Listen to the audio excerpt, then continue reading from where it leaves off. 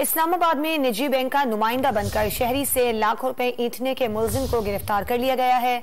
बात करेंगे don news के नुमाइंदे शकील करार से। शकील, इस मुलजिम पर क्या इल्जामात हैं?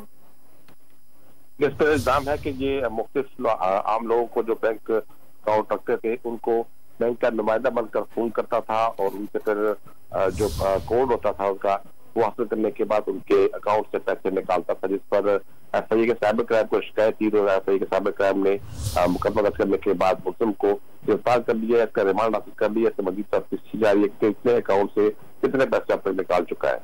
जी, बहुत शुक्रिया आपका शकील करार तफसीलात के लिए।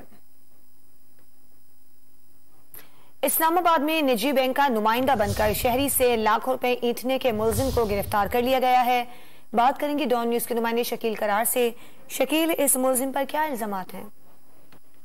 इस पर इल्जाम है कि ये मुख्तलिफ आम लोगों को जो बैंक अकाउंट रखते थे उनको बैंक का नुमाइंदा बनकर फोन करता था और उनसे फिर जो कोड होता था उसका वो हासिल करने के बाद उनके अकाउंट से पैसे निकालता था, जिस पर एफआईए के साइबर क्राइम को शिकायत की और एफआईए के साइबर क्राइम ने मुकदमा दर्ज करने के बाद मुलजिम को गिरफ्तार कर लिया, इसका रिमांड हासिल कर लिया। इससे मजीद तफ्तीश की जा रही है कि कितने अकाउंट से कितने पैसे अब तक निकाल चुका है।